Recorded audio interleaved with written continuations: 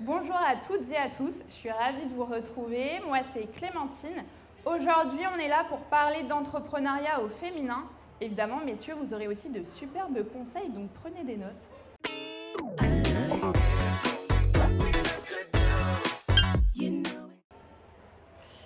Je vous propose qu'on commence par apprendre à se connaître. Donc, je vous invite à lever la main si vous vous identifiez. Qui parmi vous est freelance et se demande encore si il ou elle est légitime? Ok, je m'en doutais un petit peu.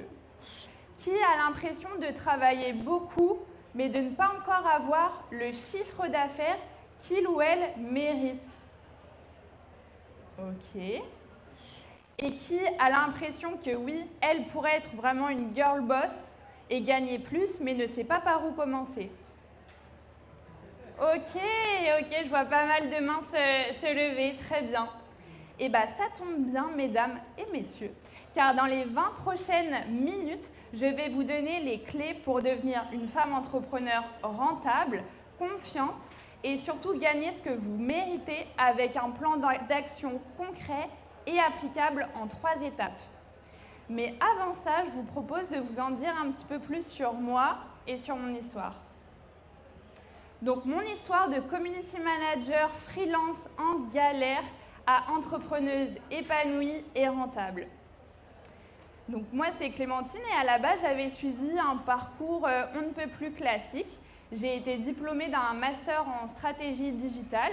D'ailleurs, j'ai été major de promotion. J'ai travaillé pour le groupe Apicil et pour 2 agences de communication lyonnaises et j'ai été embauchée en CDI. Donc a priori, je cochais vraiment toutes les cases, papa et maman étaient fiers de moi. Et pourtant, une nouvelle manager un peu toxique est arrivée dans l'agence dans laquelle je travaillais. Elle a complètement changé les règles, elle a mis en place une politique de performance sans écoute. Et quand j'ai voulu m'exprimer, dire ce que je ressentais, on m'a donné une lettre de licenciement et on m'a dit écoute Clémentine, tu rentres chez toi. Donc je vous avoue que ça a été un coup dur et je pensais que ça arrivait que dans les films américains. Qui parmi vous a déjà vécu la manager toxique ou le licenciement? Ah merci, je me sens moins seule. Du coup, j'avais 2 options, soit reprendre un CDI, soit me lancer à mon compte. J'ai pris 2 semaines pour réfléchir et j'ai décidé de me lancer. J'étais d'ailleurs déjà freelance. Seulement, j'avais que 500 € par mois de revenus. Donc, autant vous dire que ça ne payait pas les factures.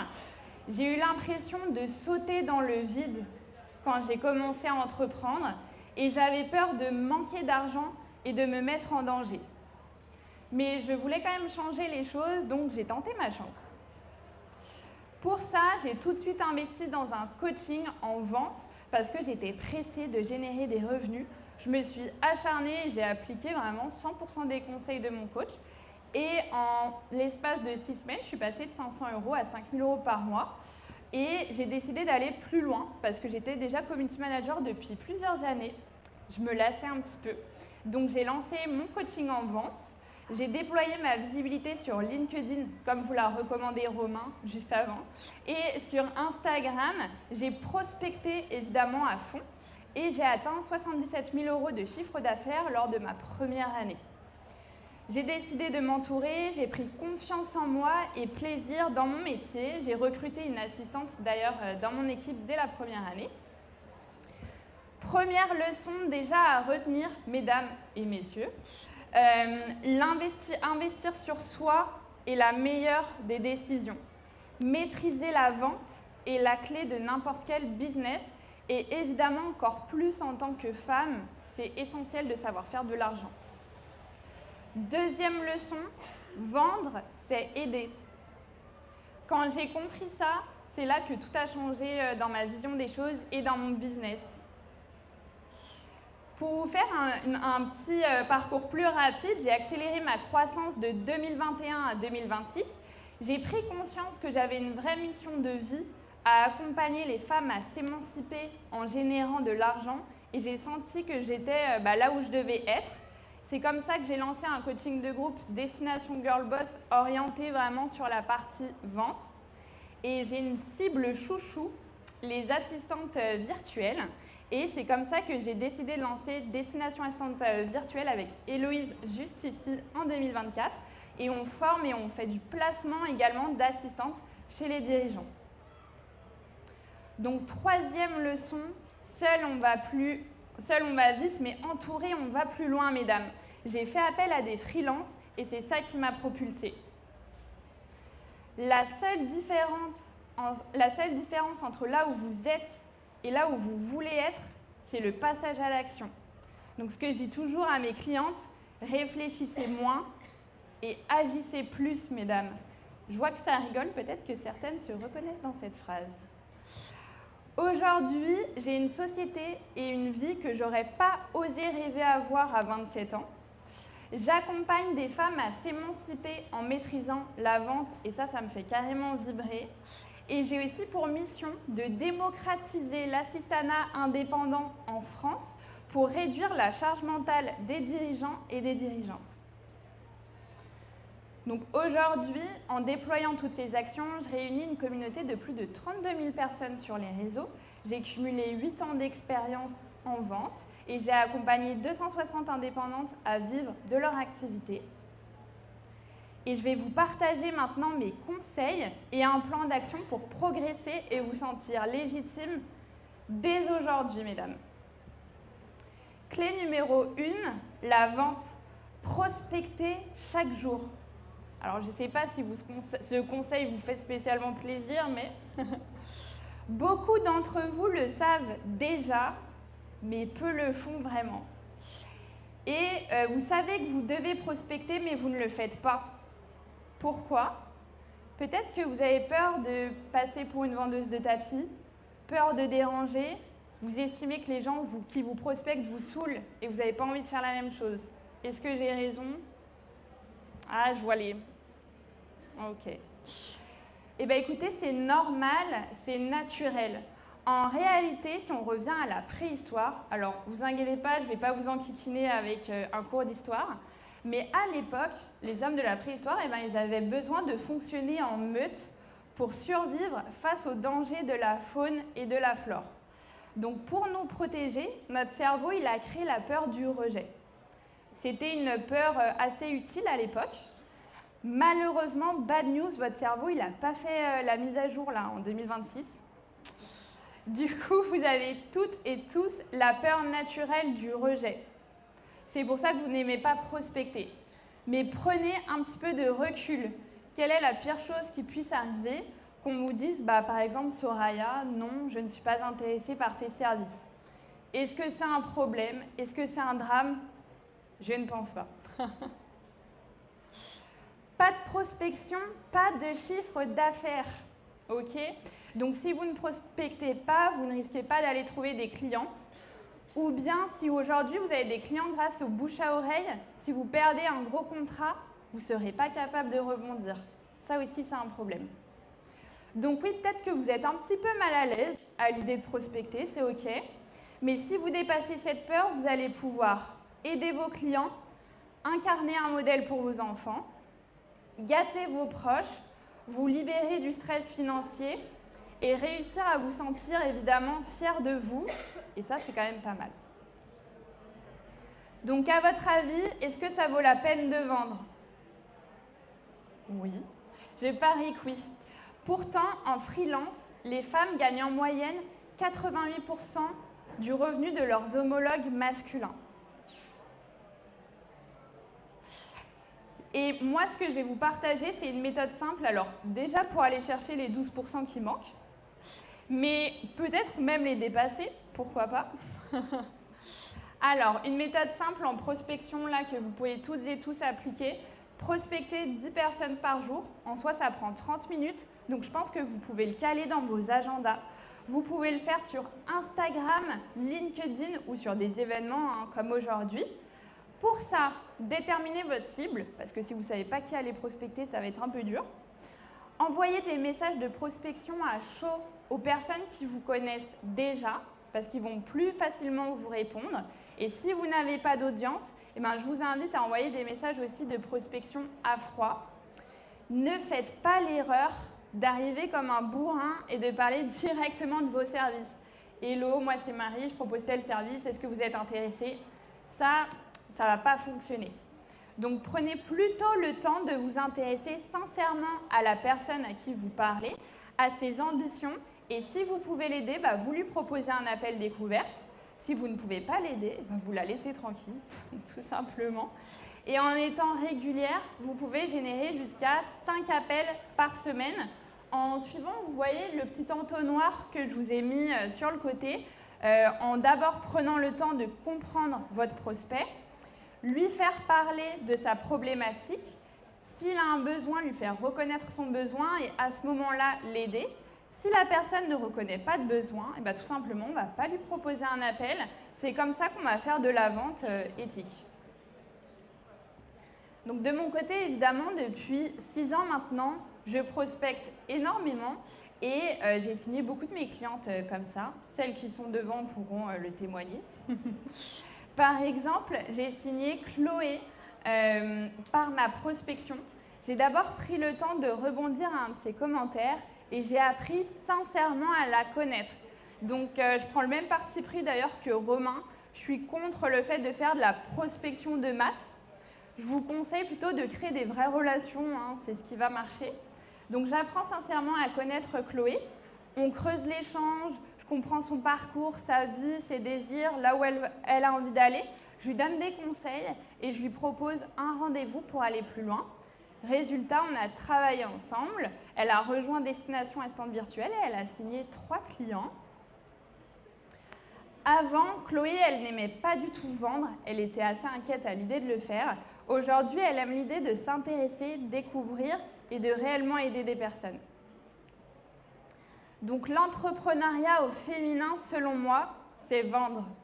Ce n'est pas la visibilité, mais la vente qui va remplir votre frigo, mesdames. Ne pas interagir avec son audience, c'est la laisser au placard, c'est la laisser dormir. Et ça, c'est vraiment dommage. Donc maintenant que vous avez la clé, passez à l'action pour être rentable et confiante. Clé numéro 2, le mindset, l'état d'esprit. Agissez sans attendre de vous sentir légitime. Donc ça, c'est un mot, j'ai vu, qui vous a plutôt parlé dans la salle. Quand on m'a proposé de donner cette conférence, Alexandre, il m'a dit, tu sais, le problème des femmes entrepreneurs, c'est souvent qu'elles ne se sentent pas assez légitimes, en tout cas. Est-ce que vous validez ou pas? Ok, certaines oui, certaines moins. De mon côté, évidemment, je vous considère toutes comme des boss. Là-dessus, il n'y a pas de sujet. Mais j'ai accompagné 260 femmes et force est de constater que beaucoup ne se sentent pas légitimes, même quand elles ont 20 ans d'expérience dans leur expertise qu'elles vont vendre à leurs clients. Donc, qu'est-ce qu'il vous faut de plus, mesdames? Je me pose sincèrement la question, mais selon moi, la réponse, ce n'est pas une énième formation, se former sur Notion, etc. C'est plutôt l'action. Donc mon conseil va sembler bizarre, mais acceptez de ne pas vous sentir légitime. Selon moi, si on attend de se réveiller un beau matin et de se sentir légitime pour agir, ça va être un petit peu compliqué. Selon moi, on peut même faire de la procrastination active parce qu'on n'ose pas se confronter aux problèmes, à la vente. Donc on va perdre du temps à finaliser des tâches qui ne vont pas avoir de réel impact sur notre business. D'ailleurs, la légitimité, ce n'est pas un sentiment, c'est bien une décision. Le plan d'action en 3 étapes que je vous partage aujourd'hui pour vous sentir légitime et surtout agir sans avoir forcément encore ce sentiment parfait. Fixez-vous un objectif de chiffre d'affaires pour les 3 prochains mois. Identifiez les 2 actions qui auront le plus d'impact. Je vous invite dedans à mettre la prospection. Et lancez-vous, même si vous n'êtes pas à 100% prête. Des fois, on me dit, Clé, mais imagine, je fais des erreurs, etc. C'est pas grave, ok, si vous faites une erreur, vous trouverez un moyen de la résoudre et de satisfaire vos clients. Ça, j'en suis persuadée, donc faites-vous confiance. 3e étape clé, la délégation. Libérez-vous du temps pour croître. J'ai envie de casser un mythe qui pense que déléguer, ça nécessite beaucoup d'argent, Qui pense ne pas avoir le budget? Ah oui, je vois des mains, parce que si tout le monde pense avoir le budget, pas de souci, je vous place une assistante tout de suite. En réalité, vous pouvez commencer à déléguer même avec un petit budget.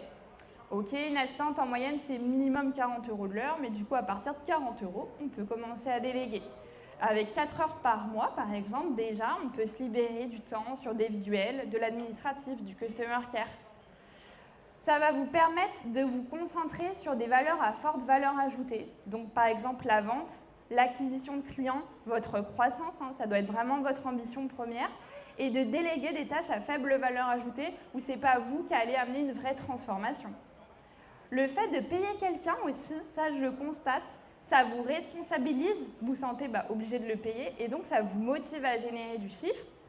Et selon moi, un petit bonus, vous gagnez aussi en crédibilité quand vous avez une assistante dans votre équipe. Donc concrètement, même avec un petit budget, déléguer change tout et chaque heure déléguée, ça va être une heure investie dans votre croissance pour votre chiffre d'affaires. Donc à partir de 40 €, vous pouvez démarrer la délégation, même sur du one-shot, la modération d'une masterclass par exemple, être accompagné pour préparer un bilan ou autre, passer à la facturation électronique, réforme obligatoire au passage, ce genre de choses. Et une assistante, c'est aussi un véritable bras droit avec qui vous allez pouvoir prendre des décisions stratégiques qui va vous accompagner. Donc je vous recommande vraiment de passer cette étape pour grandir. Et naturellement, si vous cherchez votre pépite, vous pouvez me contacter sur Instagram à Clémentine Edon. Je vous mettrai en relation avec l'assistante de vos rêves. Donc le plan d'action en 3 étapes pour développer votre activité de freelance dès demain. Je vois les téléphones, vous avez raison, prenez-le en photo. Première étape, vendez chaque jour. Prospectez 10 personnes par jour sur Instagram, LinkedIn ou des événements. Prenez le temps de vous intéresser sincèrement à la personne que vous prospectez. Et l'objectif pour vous, ça doit être de générer minimum 5 appels découvertes par semaine. Deuxième étape, agissez sans attendre d'être prête. Donc fixez-vous des objectifs pour les 3 prochains mois. Identifiez les actions avec le plus d'impact que vous pouvez déployer et lancez-vous même imparfaitement. Troisième étape, déléguer pour grandir. Commencez même par seulement 4 heures par mois à partir de 40 € de l'heure. Déléguez des petites choses pour démarrer comme votre administratif et chaque heure déléguée, c'est une heure que vous allez pouvoir investir sur votre croissance. Peut-être que certaines parmi vous pensent encore « je n'aime pas prospecter ». Peut-être qu'aujourd'hui, vous n'aimez pas prospecter parce que vous n'avez pas appris à le faire avec la bonne méthode. En réalité, prospecter, c'est prendre le temps de vous intéresser à la personne que vous avez en face de vous et ça reste un vrai échange. Peut-être que d'autres, ça je le vois quand je vous accompagne en coaching, sont paralysés à l'idée de passer à l'action. Prenez un petit peu de recul, l'action, c'est vraiment le pont entre vos rêves et votre réalité. Donc, qu'est-ce que vous décidez? N'est-ce pas le moment pour s'organiser et agir?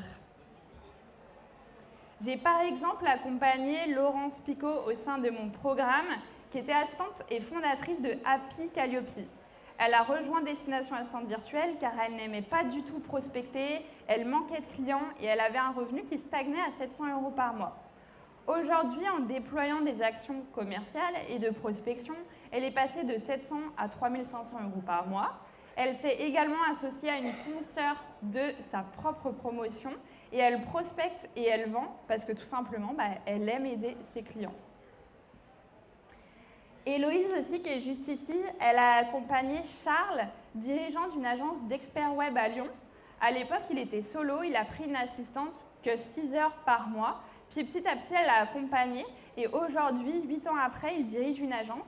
Il a 2 salariés et plusieurs prestataires et il a complètement explosé son chiffre d'affaires.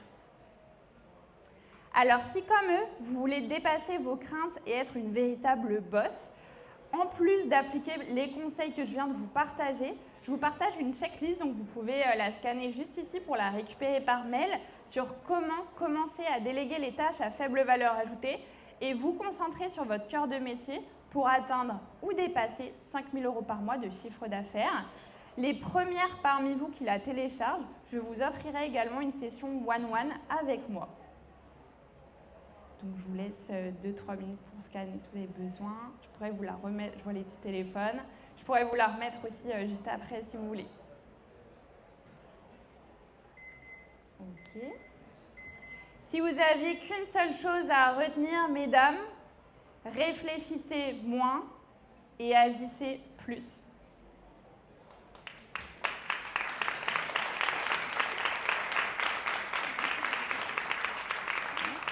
Merci.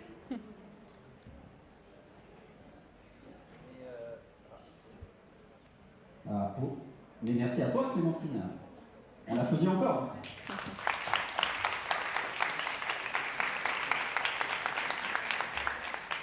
Alors, qui voudrait poser des questions à Clémentine devant tout le monde?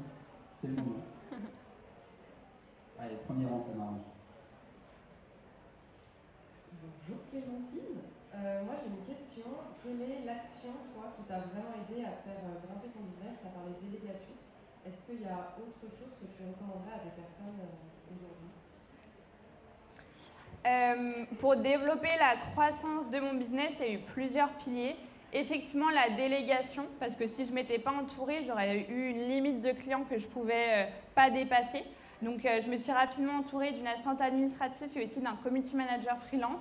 Et je pouvais me concentrer que sur la prospection et mes clients. Donc ça m'a aidée. Développer une vraie visibilité sur les réseaux sociaux, mais pas dans un but que d'être visible, mais bien d'acquisition, de faire grandir ma communauté, ça m'a aidée. Et surtout, de mettre en place la prospection.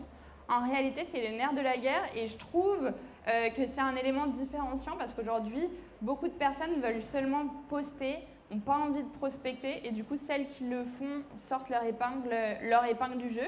Et ça, c'est des choses que je répète et qui m'ont permis de passer de 77 000 à 200 000 € de chiffre d'affaires annuel.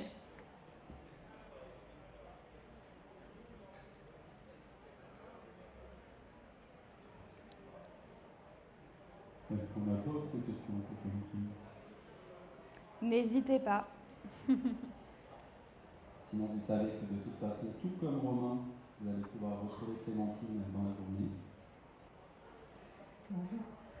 Du coup, est-ce qu'on aura un intérêt à déléguer la prospection? Alors, c'est une très bonne question. Je trouve que c'est pas l'élément le plus facile à déléguer.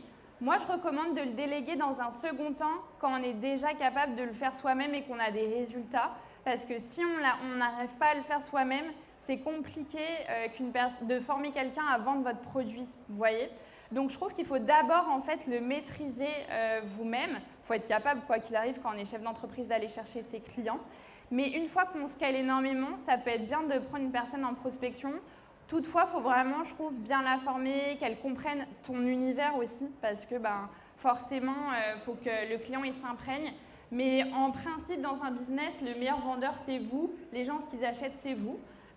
Mais après, dans un second temps, oui, c'est possible. Nous, on a des assistantes, par exemple, qui font cette mission pour des entreprises en externalisé. Bonjour. Est-ce que ce conseil d'apprendre à faire quelque chose soi-même avant de le déléguer, il est spécifique à la prospection ou est-ce qu'il est vrai pour la majorité des choses qu'on aura envie de déléguer? C'est une bonne question. Alors, je trouve qu'on n'a pas besoin de maîtriser 100% des tâches qu'on délègue, dans le sens où, par exemple, si on prend une assistante administrative, on n'a pas besoin de devenir un expert en administratif avant. Après, généralement, en tant que chef d'entreprise, vu qu'on a commencé tout seul, la plupart des tâches, on les maîtrise un minimum. Par contre, ce que je conseille, c'est de maîtriser le processus. Souvent, quand on prend une assistante, donc nous, par exemple, quand on place une assistante chez quelqu'un, elle va forcément mettre en place un process pour chaque tâche.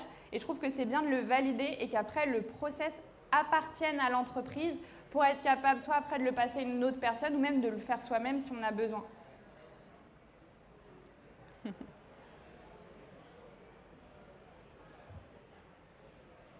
super bien.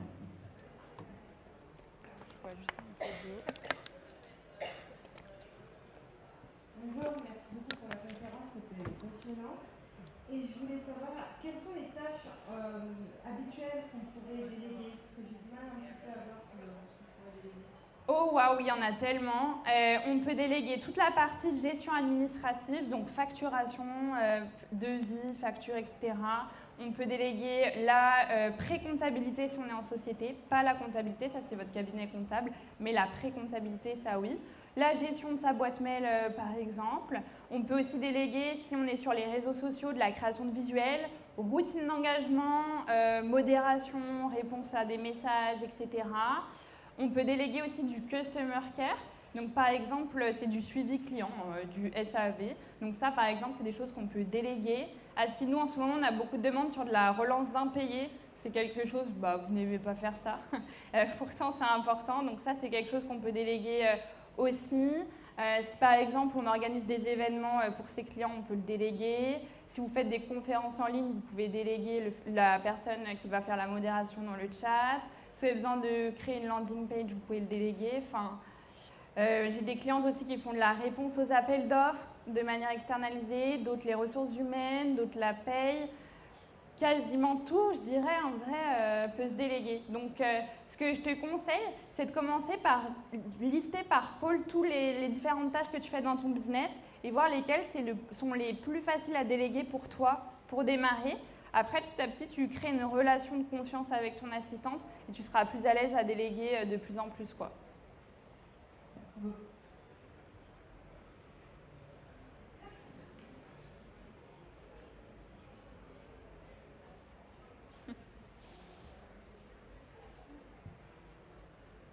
Est-ce qu'on a fait le tour, presque? Si jamais vous avez d'autres questions, alors déjà, vous pouvez m'interpeller. Je prends beaucoup de plaisir à échanger avec vous. Et s'il y en a d'autres qui vous popent même plus tard, vous pouvez me contacter du coup sur les réseaux sociaux, sur Instagram, LinkedIn. Je prends le temps de répondre aux messages. Et vous pouvez aussi me suivre sur YouTube, j'en profite. Et je vous remets aussi, s'il y en a qui n'ont pas eu le temps de scanner, ma petite checklist offerte. Merci, bravo Clémentine.